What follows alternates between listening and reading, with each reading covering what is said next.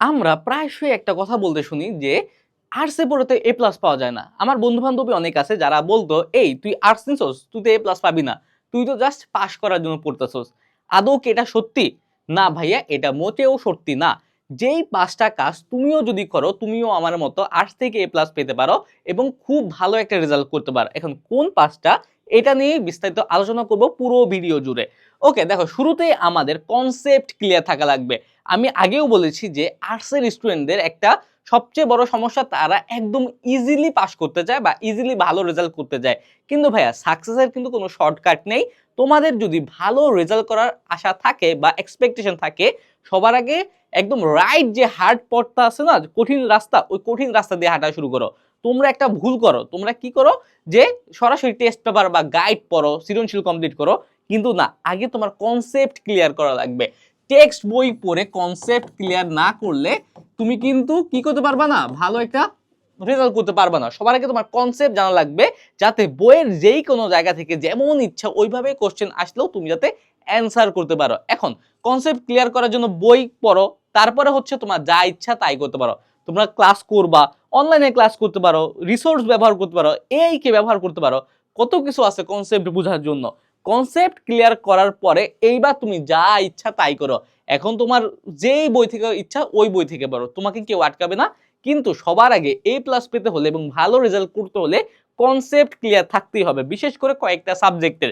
আমি বলি, তোমার কয়েকটা সাবজেক্টের মধ্যে আছে বাংলা, বাংলা বিশেষ করে বাংলা সেকেন্ড, তারপরে ইংরেজি, ইংরেজি ফার্স্ট পেপারের ওয়ার্ড মিনিং, আর ইংরেজি ফার্স্ট সেকেন্ড পেপারের গ্রামার, একদম গ্রামার কিন্তু ভালো হবে। এবং আইসিটি, আইসিটি যত কিছু আছে, সংখ্যা পদ্ধতি থেকে শুরু করে নন গেট নেট গেট থেকে শুরু করে সি প্রোগ্রামিং, তারপর এইচটিএমএল, সকল কিছুর সম্পর্কে তোমার একদম বেসিক কনসেপ্ট থাকা লাগবেই। এই জন্য দরকার হলে নোট করে করে অল্প অল্প করে পড়বা, কোনো সমস্যা নাই, কিন্তু বুঝে পড়বা। সরাসরি যদি গাইড প্র্যাকটিস করো হবে না কিন্তু। তারপরে তোমার কিছু কিছু গ্রুপ সাবজেক্ট আছে, গ্রুপ সাবজেক্টগুলোর মধ্যে আমি বলতে পারি ইকোনমিক্স, ইকোনমিক্সটা নোট করবা যাদের ইকোনমিক্স আছে। আবার আমি বলবো যে লজিকটা আমার কাছে কঠিন লাগতো, লজিকটা নোট করতে পারো, কারণ কি লজিকের কিছু কিছু ব্যাপার খুব ক্রিটিক্যাল লাগতো আমার কাছে। এইরকম তোমার কাছে গ্রুপ সাবজেক্টগুলো যেগুলো কঠিন লাগে, ওগুলো কিন্তু তুমি একদম কনসেপ্টগুলো নোট করে করে পড়তে পারো, যাতে যে কোনো সময় তুমি কিন্তু প্রথমবার পরে বুঝবে এমন কোনো কথা না, পড়তে পড়তে তারপর একটা সময় কনসেপ্ট তোমার কাছে পুরোপুরি ক্লিয়ার হয়ে যাবে। এই কারণে তোমরা আগে কনসেপ্টটা ধরে ধরে শিখবা, তারপর হচ্ছে টপিক ভিত্তিক নোট বানাবা। এই যে আমি বলছি, প্রত্যেকটা সাবজেক্ট যেগুলো তোমাকে কঠিন মনে হয় ওগুলো নোট করবা। টপিক ভিত্তিক কোনগুলো, যেগুলো থেকে বারবার কোশ্চেন আসে আর যেগুলো তুমি ভুলে যাও, দুটা বিষয় নোট বানাবা। একটা হচ্ছে ইম্পর্টেন্ট, ইম্পর্টেন্ট,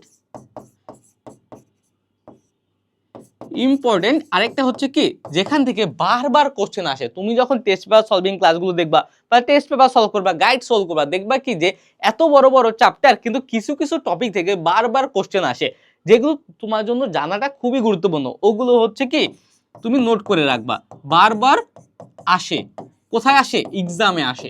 হ্যাঁ, ওগুলো হচ্ছে তুমি নোট করে রাখতে পারো। এগুলো হচ্ছে তখন তোমার সময়, তখন তোমার কাজে দিবে পরীক্ষার আগের দিন। পরীক্ষার আগের দিন এত কিছু পড়া তোমার সম্ভব না। তুমি কি করলা, জাস্ট নোট খাতা উল্টা পরীক্ষা হলে চলে গেলা, সকলে হাই হুতাশ করবে, তুমি চিলের উপরে পরীক্ষা দিবা। এটা আমি করতাম, তাই তোমাদের বলছি। ওকে, তারপর আরেকটা হচ্ছে লিখে প্র্যাকটিস করা। লিখে প্র্যাকটিস করার কোনো বিকল্প নাই, বিশেষ করে মানবিকের শিক্ষার্থীদের জন্য।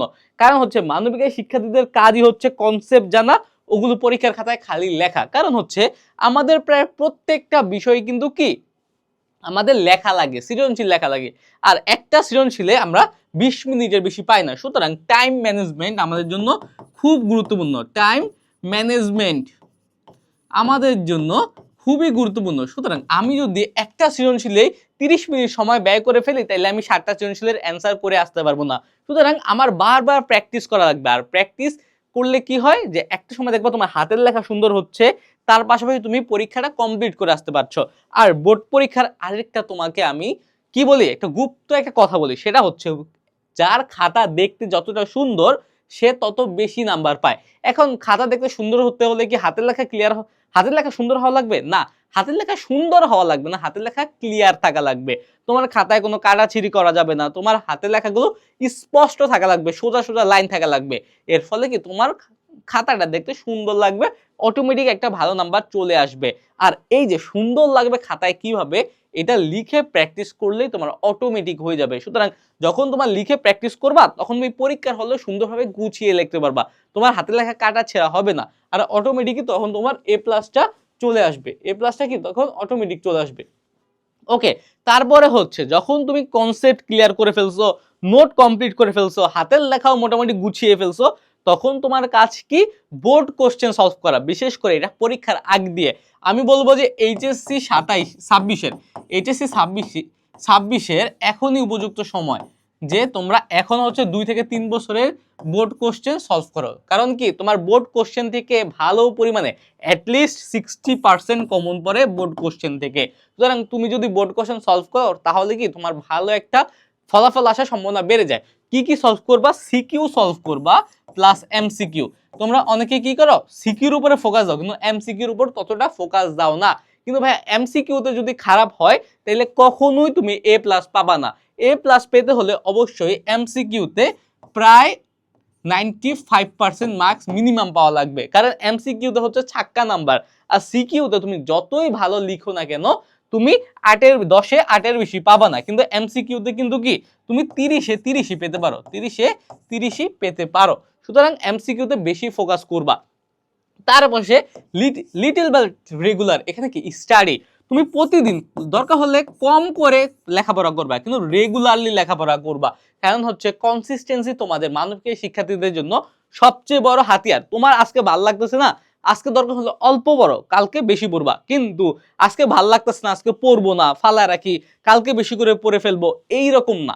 তোমরা আজকে হলেও যতটুকু পারো ততটুকু পড়বা, লাগলে অল্প পড়বা কিন্তু রেগুলার পড়বা। বিনা একদম একান্ত প্রয়োজন না হলে লেখাপড়া বাদ দিবা না। প্রতিদিন অল্প অল্প অল্প করে এক লাইন করে পড়লেও কিন্তু কি দেখা যায় বছর শেষে 365টা লাইন পড়া হয়ে যায়। এইরকম অল্প করে পড়বা কিন্তু অনেক বেশি পড়বা। ওকে, এই হচ্ছে আমাদের মোটামুটি আজকে রাফলি ধারণা। এই 5টা জিনিস যদি তুমি তোমার মাথায় রাখতে পারো, এই 5টা জিনিসের উপরে যদি তুমি আমল করতে পারো, আমল কথাটা আমি ইউজ করলাম, দেখো আমল, আমল মানে কি মেনে চলা। এই 5টা জিনিস যদি তুমি মেনে চলতে পারো তাহলে ইনশাআল্লাহ তোমার এ প্লাস আল্লাহ ছাড়া কেউ ঠেকায় রাখতে পারবে না। সুতরাং তোমরা যারা চিন্তা করছো যে এখন থেকে তোমার প্রিপারেশন নিবে, বিশেষ করে এইচএসসি 26-এর হাতে কিন্তু এই একটা কামব্যাক দেওয়ার লাস্ট সময়, আর এইচএসসি 27 তোমার হচ্ছে কি সময় ব্যবহার এখনই করতে হবে, টাইম ম্যানেজমেন্ট, টাইম ইউটিলাইজেশন এখন থেকেই করে যেতে হবে। ওকে, যাদের কোনো সমস্যা থাকে তোমরা আমাদের হেল্প নিতে পারো, অনলাইনে হেল্প নিতে পারো। আশা করছি তোমার সকল সমস্যার সমাধান আমরা করে দেব। তোমরা আমাদের গ্রুপে জয়েন হয়ে যেতে পারো, আমাকে ফলো করতে পারো, আমিও তোমাকে যতটা সম্ভব ততটা হেল্প করব। ওকে ভাইয়া, তাহলে আজকের ভিডিওটা এই পর্যন্তই থাকলো, আবার দেখা হবে। সেই পর্যন্ত সুস্থ থাকো, ভালো থাকো, আসসালামু আলাইকুম।